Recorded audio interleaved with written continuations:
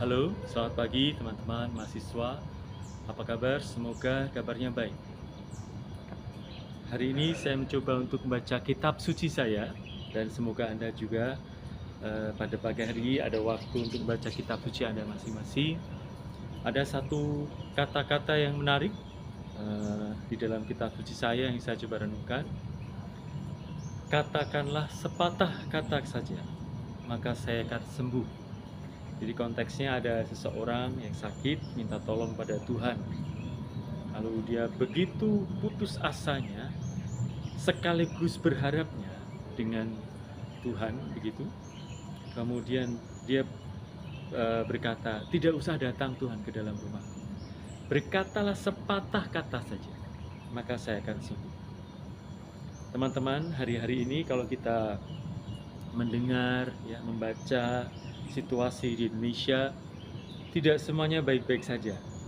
Misalnya apa? Misalnya saya mendengar kabar dari teman saya Romo di Papua. Ada salah satu daerah yang sedang perang. Gitu. Ini sedang gencatan senjata sekitar 10 hari.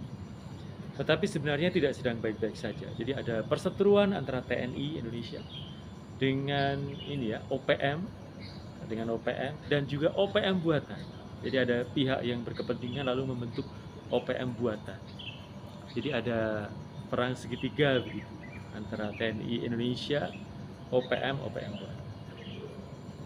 Lalu memang terkait dengan bagaimana kepentingan atau peran ya agama di sana, sementara di Papua gereja Katolik bisa menengahi untuk 10 hari ini. Gereja Protestan ada yang bisa menengahi, ada yang terpecah karena beberapa pendeta lari. Kemudian pihak Islam mencoba masuk tapi masih belum sangat berhasil sebenarnya ya. Tetapi semua pihak mencoba berniat baik karena memang Papua mayoritas Kristen. Sementara di sisi lain kita dengar di Jakarta sekarang ini sedang masa pemilu kan, lalu terbukti 9 hakim Mahkamah Konstitusi yaitu berbuat tidak etis dengan meloloskan salah satu cawapres. Kita tahu itu adalah Gibran.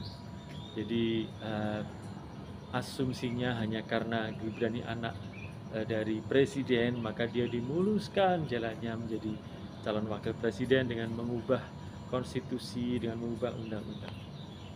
Dan memang apabila satu keluarga bisa mengubah undang-undang, bagaimana integritas ya dari para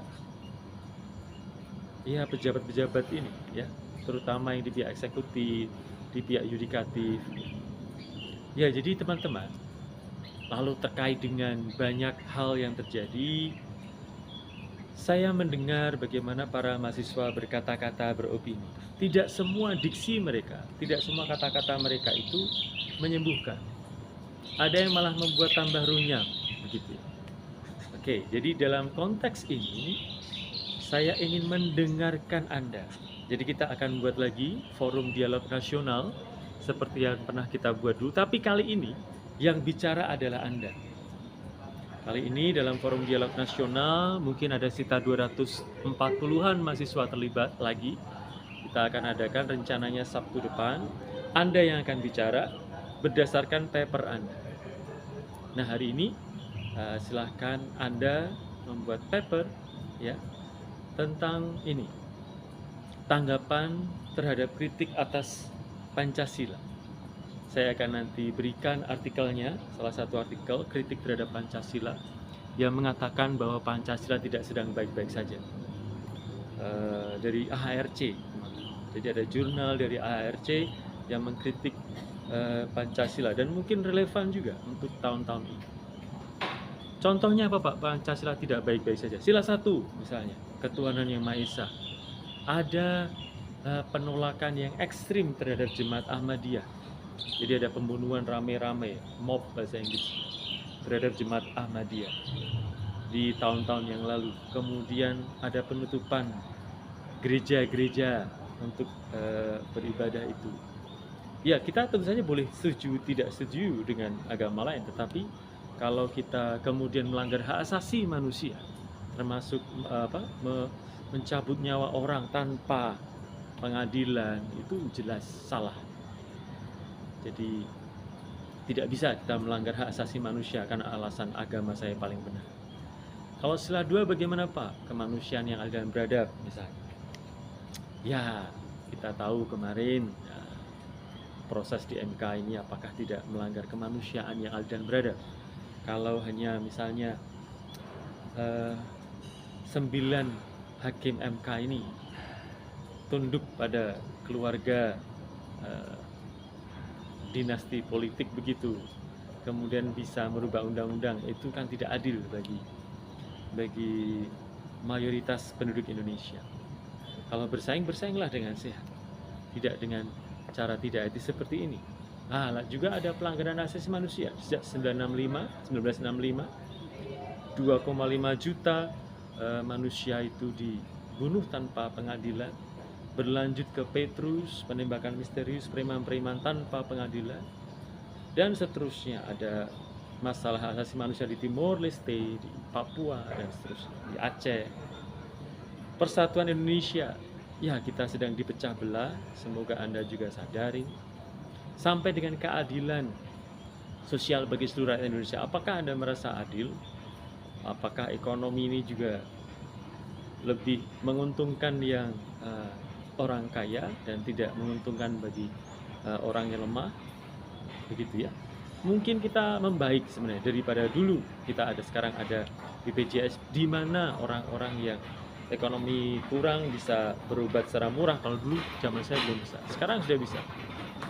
Tetapi apakah bisa kita tingkatkan keadilan sosial bagi seluruh rakyat Indonesia ini ya, supaya yang mendapatkan modal, yang mendapatkan keuntungan tidak hanya mereka yang kaya saja, kita yang miskin juga punya akses kepada pendidikan, kepada kesejahteraan, kepada modal usaha dan sebagainya. Oke, teman-teman, detail akan saya kirimkan, tapi tugas Anda membuat paper dulu sebelum nanti dipresentasikan di dialog nasional nanti, kira-kira hari Sabtu ya. Nanti ada sertifikat juga. Paper itu kira-kira 4 paragraf ya. Paragraf pertama menanggapi salah pembukaan Anda, lalu menanggapi kritikan terhadap Pancasila ini secara pembukaan. Lalu paragraf kedua, secara khusus Anda menanggapi bagaimana sila 1 ini dikritik. Ya, paragraf kedua, sila 1, Ketuhanan Yang Maha Esa mungkin tidak sedang baik-baik saja. Nanti akan saya berikan pengantarnya. Lalu tanggapan Anda bagaimana? Lalu paragraf ketiga, tanggapan Anda bahwa kita tidak sedang bersatu. Contohnya Pak Presiden Jokowi mengatakan 58% itu profit perputaran uang itu ada di Jawa. Itu kan berarti Java sentris gitu ya. Sementara mungkin Kalimantan, Maluku, Aceh juga perlu ada keadilan sosial dan juga persatuan gitu. Termasuk juga akses terhadap pendidikan, terhadap kesejahteraan. Lalu paragraf keempat ya, jadi paragraf 1 itu tanggapan umum terhadap kritik atas Pancasila, nanti saya sertakan artikelnya. Paragraf 2 tanggapan terhadap bagaimana sila 1 ini sedang dikritik, tidak baik-baik saja. Paragraf ketiga ya, itu tanggapan terhadap kritik atas sila kedua kita sedang tidak baik-baik saja. Paragraf keempat itu tanggapan atas kritik terhadap sila seterusnya ya, berarti 3, 4, 5 ini tidak sedang baik-baik saja. Lalu penutup, silahkan Anda buat tanggapan itu, nanti dikumpulkan di learning system saya, kemudian yang bagus akan dipresentasikan di dialog nasional, dan yang presentasi mendapat A. Kira-kira sesimpel itu. Terima kasih, selamat pagi teman-teman mahasiswa, semoga bahagia hari.